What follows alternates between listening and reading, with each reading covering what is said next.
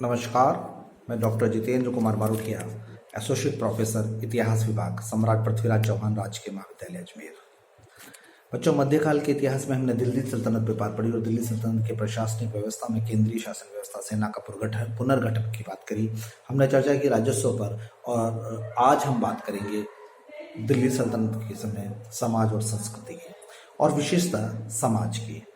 जब हम दिल्ली सल्तनत के समाज की बात करते हैं तो हमारे सामने कई बिंदु सामने आते हैं, जैसे समाज में कितने वर्ग थे, समाज में दासों का रखने की जो सिस्टम था वो क्या था, और स्त्रियों की स्थिति क्या थी, हिंदू और मुस्लिम थे जो उन्हें पारस्परिक भी क्या था, तकनीकी विकास किस प्रकार हो सकता था, आर्थिक उनकी क्या थी, वेशभूषा, जनजीवनान, समाज की जो विचारधाराएं वो क्या थी, और जो बाहर से आए हुए थे उनका और जो भारत में था उनका क्या समायोजन था।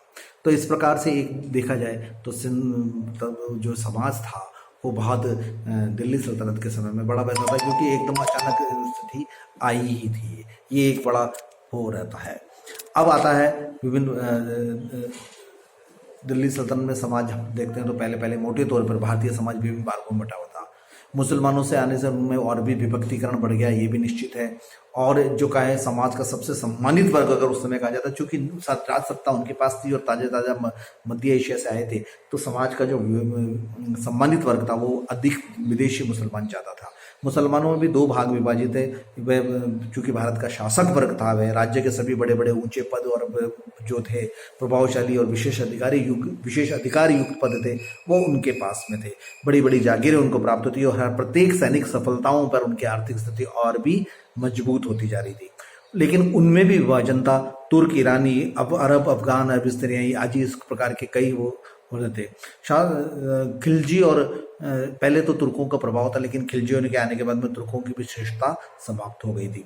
दूसरा मुसलमानों में एक वर्ग जो था वो समाज का दूसरा वर्ग था भारतीय मुसलमान था। वह इतने अधिक ऊंचे पद पर विभाजित नहीं होते थे, लेकिन चूंकि वो परिवर्तित मुसलमान के संतान थे, विदेशी मुसलमान से भारतीय मुसलमानों को कभी भी समान उस तत्कालीन समय में समान नहीं समझा गया। इसका कारण ये, उन्हें न तो भारत को विजेता माना गया और न ही श्रेष्ठ नस्ल का माना जाता था उस समय। तो ये भी अब संपूर्ण जब हम सल्तनत युग की बात करते हैं, संपूर्ण सत्तर युग में जो है भारतीय मुसलमान ही ऐसे हुए जिन्हें राज्य में विशिष्ट पद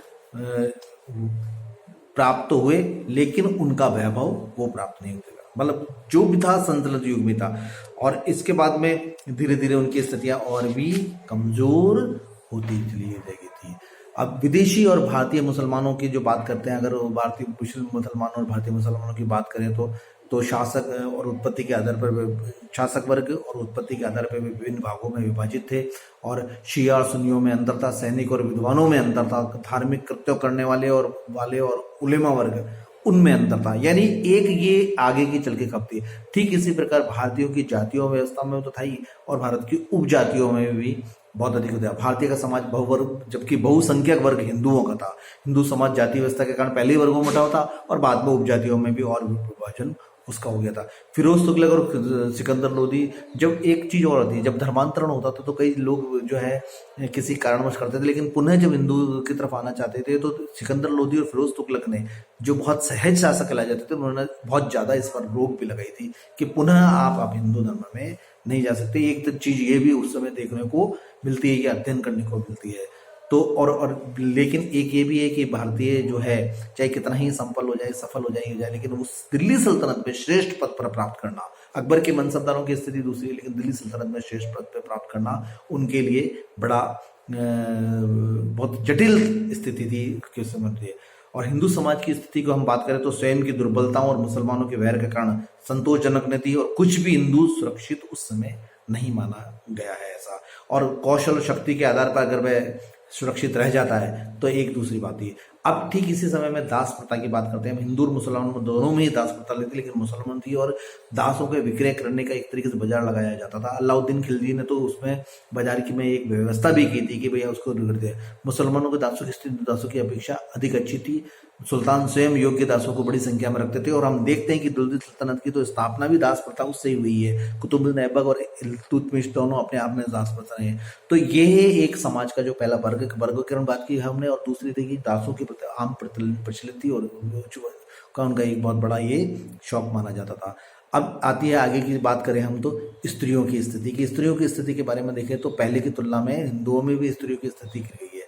यद्यपि हिंदू स्त्रियों का परिवार में सम्मान था, शिक्षा प्राप्त करती थी, बहुत अधिक कार्य में निपुण थी, विद्वान थी, कुशल थी, शस्त्र विद्या आती थी, व्यवस्थित थी, नवीन, लेकिन जो नवीन कुप्रथाएं आई थी एक तरीके से, या जो मुस्लिमों में बहु पत्नी वर्ग था, उसके कारण थोड़ा सा यह था। और ज़्यादातर हम देखें कि निम्न वर्ग में जो है स्त्रियों की स्थितियाँ जो है प्रथा प्रथा और ये जो आंतरिक कुरीतियाँ थी निम्न वर्ग में कम देखने को मिलती है, लेकिन मध्यम वर्ग में बहुत अधिक जो है ये कुरीतियाँ देखने को मिली। मुस्लिम समाज में भी स्त्रियों की स्थिति थी। मुस्लिम में बहु या बहुत अधिक प्रचलन था। और जो एक साधारण एक मुसलमान जो है विदित भी है कि भाई जैसे मानते हैं, मान्यता भी है, 4 स्त्रियों को अपनी 4 स्त्रियों से विवाह निकाह कर सकते थे। मुसलमानों में पर्दा प्रथा अत्यधिक कठोर थी और उनमें शिक्षा का प्रसार भी कम मानता था। मुस्लिम स्त्रियों को कुछ अन्य प्रकार से थी, वे विधवा होने पर पुनर्विवाह नहीं कर सकती, लेकिन हिंदुओं में कहीं कहीं पर भी कहीं पुनर्विवाह की स्थिति को मिलता है। कुल मिलाकर कहा जाता है इस युग में स्थिति की स्त्रियों का जो है वो इतना नहीं माना जाता है। और भारतीय समाज में थोड़ी सी ये एक तो इसको को जो कहा जाए ड्रॉबैक भी सामने आता है। तो हमने 3 बड़ा पहले समाज के वर्ग के बारे में अध्ययन की, फिर दास प्रथा के बारे में बात करी और फिर हमने स्त्रियों की बात करी। अब आता है कि आगे के युग में स्त्रियां का गठन, यद्यपि देखो एक अवशेष होता है कि एक अपवाद आता है कि रजिया सुल्तान को सुल्तान बनाया गया था और इल्तुतमिश ने उसको दिया था, तो ये अपने आप में बहुत ही विशेष होती है। तो आगे हम जो है इनकी पढ़ेंगे कि समाज में जो है जनजीवन, जानन और पारस्परिक मेलजोल किस प्रकार का था। आज आपके इन 3 विषयों के बारे में ही अध्ययन